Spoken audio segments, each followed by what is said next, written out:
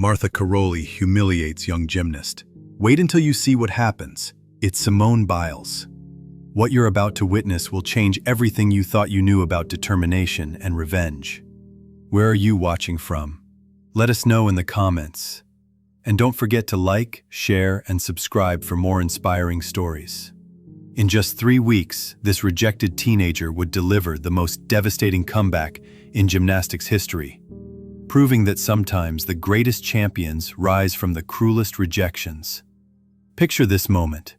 A 16-year-old girl standing in a cramped gymnastics training facility in Texas, holding a DVD that represents years of dreams and sacrifice.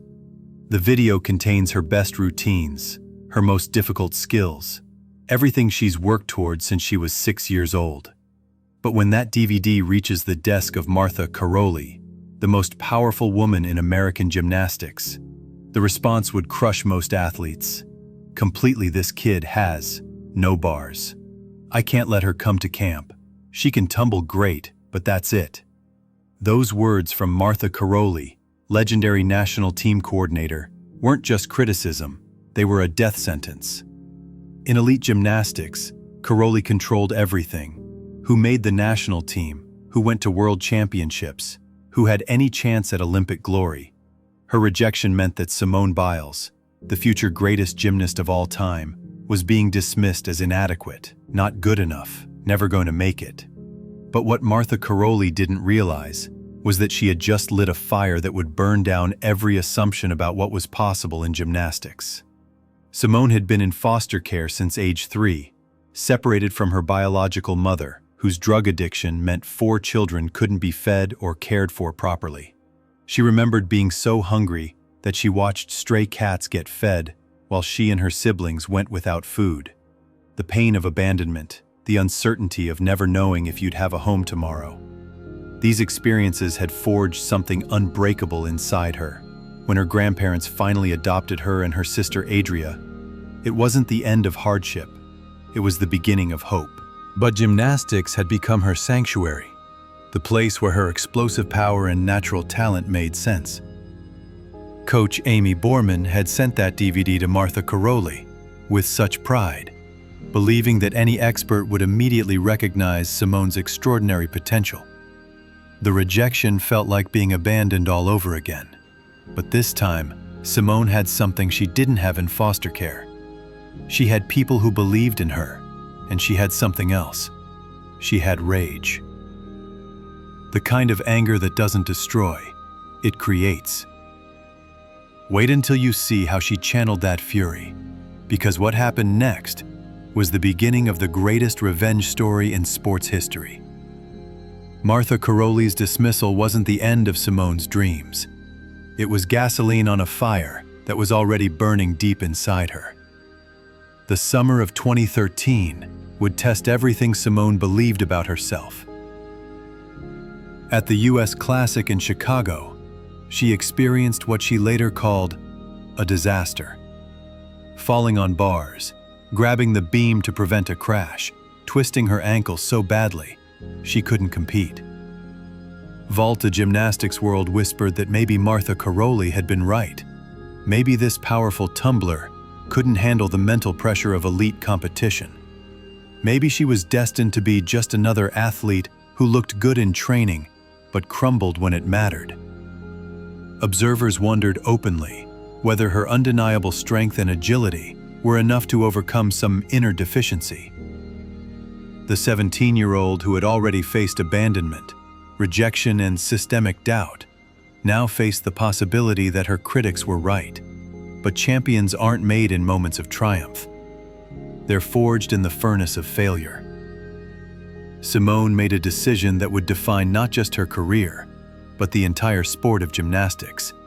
She would use Martha Karolyi's rejection, Martha's certainty that she would never be good enough, as fuel for something the gymnastics world had never seen before. Working with a sports psychologist, she learned to put the expectations of others out of her mind and enjoy her performance in the moment. The scared foster child was becoming a warrior. 3 weeks later at the US Championships, Simone didn't just compete. She dominated. winning her first national title and earning silver in all 4 individual events. The same gymnast who had melted down in Chicago was now unstoppable. But the real test was coming. The 2013 World Championships in Antwerp, Belgium, where she would face Olympic champions, seasoned veterans, athletes who had been competing internationally while she was still learning to manage her emotions. Martha Karolyi would be there, watching. What happens next will leave you speechless, because the revenge Simone was about to deliver wouldn't just prove Martha Karolyi wrong, it would rewrite the record books. At 16 years old, in her very first major international competition, Simone qualified first for the all-around final. She qualified for all 4 event finals, becoming the first American since Shannon Miller to achieve this feat. But qualifying was just the appetizer. The main course was the all-around final, where legends are made. The Sportpaleis in Antwerp had seen many champions, but nothing like what was about to unfold. Simone stepped onto the floor for her first routine, knowing that Martha Karolyi, the woman who had dismissed her as inadequate, was watching from the stands. Every element, every landing, every moment was a direct response to those crushing words. This kid has no bars. She can tumble great, but that's it. Well, Martha Karolyi was about to learn that she had never been more wrong about anything in her life. Simone's floor routine was a masterpiece of power and artistry that announced to the gymnastics world that a new queen had arrived. Her vault was explosive perfection that left the arena gasping. Her beam routine was controlled brilliance that silenced every doubt. But it was on uneven bars, the event Martha Karolyi said she could never master, that Simone delivered her most devastating blow to the critics. She didn't just perform well, she performed with the confidence of someone who had always belonged at this level. When the final scores were announced, the impossible had become reality. Simone Biles, 60.216 points, nearly a full point ahead of her nearest competitor, had become the 7th American woman to win the world all-around title, and the first African American to claim gymnastics' highest prize. The teenager who Martha Karolyi said would never be good enough had just beaten a field of Olympic champions in her international debut.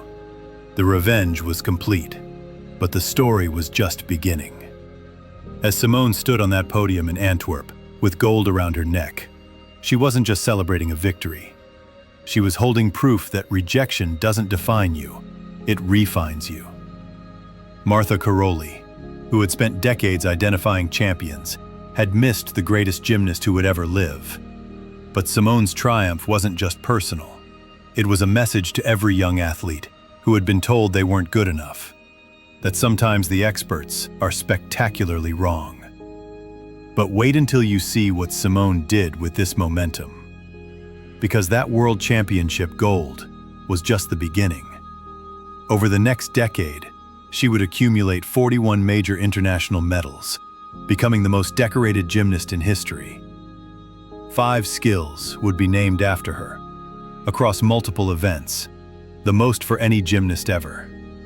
She would introduce innovations so difficult that male gymnasts couldn't perform them. She would become not just a champion, but a revolutionary. In 2022, Simone Biles received the Presidential Medal of Freedom, becoming the youngest recipient ever at age 25.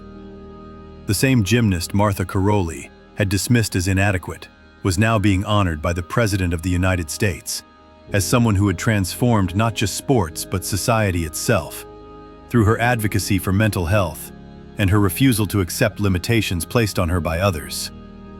She had become living proof that our greatest achievements often rise from our deepest rejection. What would you do in this situation? Comment below. Have you experienced karma like this? Share your story. Who do you think was right, Team Martha for maintaining standards, or Team Simone for proving doubters wrong?